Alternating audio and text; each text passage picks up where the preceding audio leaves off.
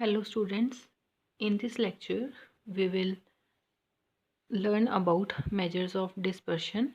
तो dispersion ਦਾ ਮਤਲਬ ਹੀ ਹੁੰਦਾ ਹੈ variability ਜਾਂ scatterness ਕਿ ਕਿਸੇ ਚੀਜ਼ ਦੇ ਵਿੱਚ ਕਿੰਨੀ change ਆ ਰਹੀ ਹੈ। तो उस change ਨੂੰ measure ਕਰਨ ਦੇ ਜੋ ਤਰੀਕੇ ਆ ਉਹ ਹੀ ਅਸੀਂ ਇਸ ਚੈਪਟਰ ਦੇ ਵਿੱਚ ਪੜਾਂਗੇ ਜਿਨ੍ਹਾਂ ਨੂੰ ਅਸੀਂ ਬੋਲਦੇ ਹਾਂ measures of dispersion। तो मैजर्स ऑफ डिस्पर्शन अलग अलग टाइप के साढ़े कोल है नूमैरिकल मैजर्स एंड ग्राफिक मैजर्स। तो नूमैरिकल मैथड्स जिहड़े हैगे आ उन्हां दे अंडर साढ़े कोल फर्दर जो तीन तरह के मैथड्स आ मैथड्स ऑफ लिमिट जिहदे विच कि साढ़े कोल फर्दर तीन होर मैथड ने range interquartile range and percentile range. Second is quartile deviation and third is mean deviation standard deviation skewness and कर्टिसिस जिन्हों कि असी मैथड्स ऑफ मोमेंट्स भी कहने हाँ। मैथड्स ऑफ मोमेंट्स तो इसनों असी first moment second moment third moment and fourth moment भी बोल सकते हैं। ग्राफिक मैथड के साढ़े कोल लॉरेंज कर्व का मैथड आता है। तो इस लैक्चर दे विच असी सब तो पहले रेंज फाइंड करना सीखांगे। तो जिहड़ा कि मैथड्स ऑफ लिमिट के अंडर साढ़े कोल फर्स्ट मैथड हैगा। रेंज फाइंड करना बहुत ही सिंपल है। सिंपली असी की करना है चाहे कोई भी सीरीज़ आ साढ़े कोल असी सिर्फ ऑब्जरवेशनस नूं देखना है। फ्रीकुएंसीज़ का रेंज नूं फाइंड करन दे विच कोई भी रोल नहीं आ। Highest value minus lowest value ये सिंपल जिहा फॉर्मूला रेंज का है। सपोज साढ़े कोल कोई इंडिविजुअल सीरीज़ गिवन आ एक सीरीज़ गिवन आ साढ़े कोल 15 30 17 16 28 70 90 95 100 एक इंडिविजुअल सीरीज़ आ। हुण इहदी रेंज फाइंड करनी है सिंपल इहदे विच हाईएस्ट वैल्यू देखांगे कितनी है। हाईएस्ट वैल्यू कितनी है इत्थे इस सीरीज़ की रेंज फाइंड करने लई हाईएस्ट कितनी है 100 लोएस्ट कितनी है 15 इहदे विचों माइनस कर देंगे 85 इज़ द आंसर। हुण इत्थे डिस्क्रीट सीरीज़ होवे साडे कोल सपोज एक डिस्क्रीट सीरीज़ आ ये मैं इत्थे एक एग्जाम्पल ले ली डिस्क्रीट सीरीज़ की। हुण डिस्क्रीट सीरीज़ दे विच भी जिद्दां मैं पहले दस्सिया कि रेंज फाइंड करन वेले फ्रीकुएंसीज़ का कोई रोल नहीं आ। असी सिर्फ ऑब्जरवेशनस नूं देखना X observations. Highest value minus lowest highest कितनी है ये 35 लोएस्ट कितनी है 5 तो रेंज कितनी आ गई 35 माइनस 5 30 आंसर आ गया। इस तरह कॉन्टीन्यूस सीरीज़ आ। हुण अगर असी एक कॉन्टीन्यूस सीरीज़ की एग्जाम्पल लीए सपोज आ वाली साढ़े कोल इत्थे एक कॉन्टीन्यूस सीरीज़ आ। हुण कॉन्टीन्यूस सीरीज़ दे लई भी फॉर्मूला सेम आ highest value minus lowest value. Highest कितनी है इत्थे क्लास जिहड़ी लास्ट आ उहदी हाईएस्ट कितनी है 70 तो लोएस्ट स्टार्ट कितों हुई सीरीज़ 0 तो 70 माइनस 0 70 तो इस केस दे विच साडे कोल ये रेंज का आंसर आ गया। दूजी चीज़ सानू रेंज दे नाल रिलेटेड कॉन्सैप्ट पूछ लिया जाता कोफिशिएंट ऑफ रेंज। तो हुण असी देखांगे कि तीनों सीरीज़ दे लई असी कोफिशिएंट ऑफ रेंज किवें फाइंड कर सकते हैं। बस कोफिशिएंट ऑफ रेंज का जो फॉर्मूला है साडे कोल वो सिंपल असी highest value minus lowest value मतलब जो असी रेंज फाइंड की सी divided by highest value plus lowest value. तो ऊपर असी ये दोवां वैल्यूज़ नूं माइनस करना है नीचे डिनोमीनेटर दे विच ऐड करना। तो इस करके इहदा आंसर हमेशा की होएगा साडे कोल 1 या 1 तो घट। वैसे मोस्ट प्रोबेबली चांसिस की है हमेशा ही की रहेगा साडे कोल 1 तो घट ही रहेगा। वध तो वध 1 हो सकता उहदे तो उपर नहीं जा सकता। सो 1 भी किस केस दे विच होएगा सिर्फ जो लोएस्ट वैल्यू साडे कोल 0 हो जाए। सो क्योंकि फिर जिहड़ी न्यूमरेटर एंड डिनोमीनेटर सेम रहेगा तां ही 1 आएगा वो घट ही चांसिस होंदे आ। अदरवाइज हमेशा आंसर 0 तो 1 दे विच वेरी करता है 1 तो ज़्यादा आंसर नहीं हो सकता। सो इत्थे जिद्दां हुण आपां पहले इंडिविजुअल सीरीज़ की एग्जाम्पल लई सी उहदे लई असीं रेंज फाइंड कीती सी। तो हाईएस्ट सी साडे कोल सीरीज़ दे विच वैल्यू 100 ते लोएस्ट सी 15 रेंज आ गई सी 85। हुण नीचे असीं की करना हाईएस्ट प्लस लोएस्ट 115 आ गया। तो जदों 85 डिवाइडेड बाय 115 किया साडे कोल 0.73 आ गया। ये आ गया कोफिशिएंट ऑफ रेंज। हुण इदां डिस्क्रीट सीरीज़ दे लई असीं रेंज फाइंड कीती सी ਉਹ ਸਾਡੇ ਕੋਲ ਕਿਉਂਕਿ ਡਿਸਕ੍ਰੀਟ ਸੀਰੀਜ਼ ਦੇ ਵਿੱਚ ਵੀ ਸਾਡੇ ਕੋਲ ਕੋਈ ਵੀ ਅਸੀਂ ਜਾਂ ਕੰਟੀਨਿਊ ਸੀਰੀਜ਼ ਵੀ ਹੈ ਤਾਂ ਫਰੀਕੁਐਂਸੀਜ਼ ਦਾ ਤਾਂ ਕੋਈ ਰੋਲ ਨਹੀਂ ਹੈਗਾ। ਇਸ ਕਰਕੇ ਅਗਰ ਅਸੀਂ ਪਿਛਲੀ ਐਗਜ਼ਾਮਪਲ ਤੋਂ ਹੀ ਕੋਫੀਸ਼ੀਐਂਟ ਆਫ ਰੇਂਜ ਫਾइंड करना होवे फॉर ए डिस्क्रीट सीरीज़ तो उस एग्जाम्पल नूं लैंदे हुए मैं देखा रेंज किन्नी सी साडे कोल हाईएस्ट वैल्यू सी 35 तो लोएस्ट सी 5 माइनस कर लिया तो डिनोमीनेटर दे विच ये वैल्यूज़ प्लस हो गई 30/40 ये आंसर साडे कोल आ जाएगा 0.75। ऐदा ही जो असी कॉन्टीन्यूअस सीरीज़ की एग्जाम्पल लई है उहदे विच साडे कोल हाईएस्ट सी 70 लोएस्ट सी 0। तो इस केस दे विच तुसी देख सकते हो कोफिशिएंट ऑफ रेंज आ गया साडे कोल इक्वल टू 1। तो इस तरह range and coefficient of range असी फाइंड कर सकते हैं। तो कोफिशिएंट ऑफ रेंज दे होर भी दो नाम आ, इनू असी रेशियो ऑफ द रेंज भी बोल दें। याद रखना कई बार पूछा जा सकता कोफिशिएंट ऑफ रेंज या लिखा हो सकता रेशियो ऑफ द रेंज या इनू असी बोल सकते हैं coefficient of the scatterness. Coefficient of the स्कैटरनेस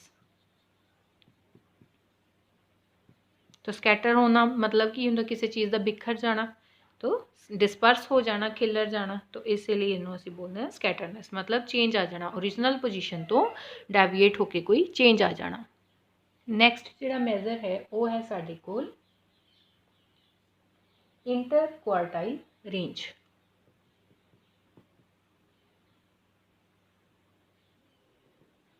ये तुसी नाम तो ही क्लीयर कर सकते हो कि इंटर क्वार्टाइल इत्थे क्वार्टाइल्स का जिक्र आउंदा मतलब कि highest quartile minus lowest inter quartile range पूछी है ना। तो रेंज दे विच की कीता सी हाईएस्ट माइनस लोएस्ट लेकिन क्योंकि क्वार्टाइल आ तो असी की करांगे highest quartile minus lowest quartile. तो ये साडे कोल आ गई इंटर क्वार्टाइल रेंज। सिंपल जिहा फार्मूला हुण असी इत्थे Q3 एंड Q1 दोबारा इस वीडियो दे विच नहीं सीखांगे क्योंकि क्वार्टाइल ही फाइंड करने आ वो ऑलरेडी असी लैक्चर 17 दे विच डिस्कस कर चुके हैं। तो तुसी उस वीडियो तो देख सकते हो कि किस तरह असी तीनों सीरीज़ दे लई देखो इंटर क्वार्टाइल रेंज तुहानूं तीनों सीरीज़ दे लई पुछ सकदे आ। जे कॉन्टीन्यूअस सीरीज़ आ तो तुसी क्वार्टाइल्स कॉन्टीन्यूअस सीरीज़ दे लई जिहड़ा फॉर्मूला लगाया सी L1 + N/4 - CF/F × C वाला उहदे नाल Q1 फाइंड करोगे फिर Q3 फाइंड करोगे then inter quartile range find करन दे लई फॉर्मूला लगा दोगे Q3 - Q1 मतलब जिहड़ी मर्जी सीरीज़ दित्ती होवे इंटर क्वार्टाइल रेंज फाइंड करन दे लई तुहानूं Q1 ते Q3 फाइंड करना पेगा। दैन इहदे नाल ही रिलेटेड जिहड़ा इंटर क्वार्टाइल रेंज के नाल ही रिलेटेड अगला न्यूमेरिकल जिहड़ा साडे कोल मैजर ऑफ डिस्पर्शन हैगा दैट इज़ क्वार्टाइल डेविएशन जिन्हों असीं QD भी लिख दिंदे आ क्वार्टाइल डेविएशन। और इहदा दूसरा नाम की हैगा सैमी इंटर क्वार्टाइल रेंज। देखो ये भी नेम तो ही क्लीयर हो जाता semi inter quartile range. Inter quartile range का फॉर्मूला की है साडे कोल Q3 - Q1 सैमी का मतलब की हुंदा 2 तो divided by 2 Q3 - Q1 divided by 2 ये साडे कोल आ गया फॉर्मूला क्वार्टाइल डेविएशन का या जिन्हों असी बोल दें semi inter quartile range. Again हुण तुहानूं इत्थे क्वार्टाइल डेविएशन फाइंड करने के लिए की फाइंड करना पेगा Q1 एंड Q3 जिहदे तो तुसीं ईजीली फिर फाइंड कर सकते हो क्वार्टाइल डेविएशन। हुण इसे तरह जिस तरह असीं पहले कोफिशिएंट ऑफ रेंज फाइंड कीता सी इसे तरह तुहानूं कोफिशिएंट ऑफ क्वार्टाइल डेविएशन पूछा जा सकदा। उहदे वास्ते तुसीं की करोगे इंटर क्वार्टाइल रेंज का formula Q3 - Q1 over Q3 + Q1 again थानू first quartile and third quartile find करना पैना। तो इस तरह तुसी ये सिंपल जा फॉर्मूला लगा के फाइंड कर सकते हो quartile coefficient of quartile deviation. हुण इत्थे मैं एक न्यूमेरिकल कॉन्टीन्यूअस सीरीज़ का करके एग्जाम्पल के तौर पर तुहानूं जिहड़ा आ ये सारियां उहदे विच चीज़ां असीं फाइंड कर लांगे रेंज भी फाइंड कर लांगे और ये जिहड़े inter quartile range quartile deviation and coefficient of quartile deviation ਆ ਐਂਡ ਨਾਲ ਹੀ ਪਰਸੈਂਟਾਈਲ ਰੇਂਜ ਉਹਨੂੰ ਵੀ ਅਸੀਂ ਕਲੀਅਰ ਕਰ ਲਾਂਗੇ। ਤੋ ਪਰਸੈਂਟਾਈਲ ਰੇਂਜ ਇਹਦੇ ਵਿੱਚ ਵੀ ਕਰਾਂਗੇ highest percentile minus P90 minus P10 तो ये साढ़े कोल परसेंटाइल रेंज आ जाएगी। इस तरह से coefficient of percentile range find कर सकते हैं। Coefficient of percentile range P90 P10 over P90 plus P10 ये साढ़े कोल आ जाएगा कोफिशिएंट ऑफ परसेंटाइल रेंज। हुण असी एक एग्जाम्पल करके इस सारे कंसैप्ट्स नूं क्लीयर करांगे। तो इत्थे असी एक एग्जाम्पल लै ली आ marks and number of students की कंटिन्यू सीरीज़ एग्जाम्पल आ। हुण असी अगर first of all range find करनी होवे तो रेंज के लिए फॉर्मूला की सी highest value minus lowest value. इहदे लई साडे कोल हाईएस्ट कितनी है 60 माइनस 10 तो ये आ गया साडे कोल 50 आ गई रेंज। कोफिशिएंट ऑफ रेंज असी फाइंड करना होवे तो की फॉर्मूला सी highest value minus lowest value over highest value plus lowest value. ये 50 आ गया तो 60 प्लस 10 आ गया 50 ओवर 70 ये साढ़े को आ गया 0.71। हुण असी गल करनी है इहदे लई क्वार्टाइल इंटर क्वार्टाइल रेंज की। तो इंटर क्वार्टाइल रेंज का फॉर्मूला की है Q3 माइनस Q1 दैट मीनस कि हुण कॉन्टीन्यू सीरीज़ के लिए Q1 एंड Q3 फाइंड करने पैणगे। तो Q1 एंड Q3 फाइंड करने के लिए सानू पहले की करना पेगा पहले तो कॉम्यूलेटिव फ्रीकुएंसी बनानी पेगी। असी कॉम्यूलेटिव फ्रीकुएंसी बनावांगे दैन फॉर्मूला अप्लाई करके Q1 एंड Q3 फाइंड करांगे। हुण असी इत्थे कॉम्यूलेटिव फ्रीकुएंसीज़ दे विच कन्वर्ट कर लिया फ्रीकुएंसीज़ नूं ते Q1 फाइंड करन दे लई पहले N/4 फाइंड करना पेगा बिकॉज एक कॉन्टीन्यूअस सीरीज़ आ। देखो N साडे कोल टोटल हैगा 68 टोटल फ्रीकुएंसीज़ 68/4 17 आ गया साडे कोल। इहदा मतलब Q1 फाइंड करन वेले साडे कोल क्वार्टाइल क्लास सानू इहदे तो मिलेगी एंड जदों असी Q3 फाइंड करांगे तो सानू 3N/4 फाइंड करना 3 इंटू N/4 की वैल्यू आई 17 ये आ गया 51 तो दैट मीनस कि 51 ये तो 51th टर्म तो सानू जदों असी अपर क्वार्टाइल फाइंड करना वो वैल्यू मिलेगी। हुण Q1 के लिए साडे कोल फॉर्मूला की होएगा L N/4 minus CF over F into C। तो इत्थे असी देख सकते हैं कि अगर 17 नूं असी CF दे विच देखिए तो ये सैकेंड जिहड़ा ग्रुप है तो ये सैकेंड क्लास दे विच साडे कोल Q1 दे लई सानू जिहड़ा है एक फस्ट क्वार्टाइल क्लास मिली आ। हुण इहदे विच L1 कितना है साडे कोल 20 N/4 कितना 17 माइनस CF इहदा प्रोसीडिंग लई दा 15 F कितना है 18 इंटू C कितना आ जाएगा 10। इस तरह इनू असी बाद विच वैल्यू नू फाइंड कर लांगे। अगर असी Q3 फाइंड करना तो 51 इस क्लास दे विच आएगी क्योंकि 51 एग्जैक्टली वैल्यू CF च नहीं है तो उतो नैक्सट हायर क्लास किहड़ी है 53 वाली ये साडे कोल किहड़ी आ जाएगी Q3 दे लई।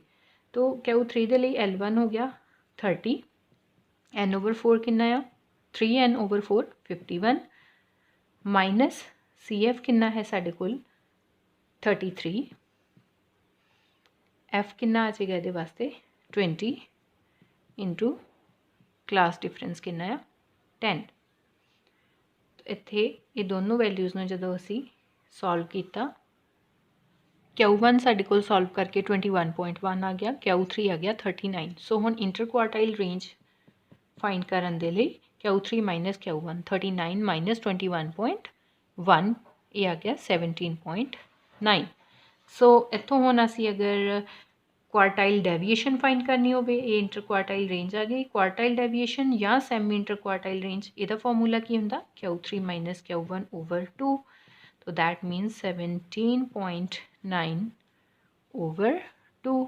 तो ये सॉल्व करके साडे कोल आ गया 8.95 ये आ गई क्वार्टाइल डेविएशन। हुण नैक्सट असी फाइंड करते हैं कोफिशिएंट ऑफ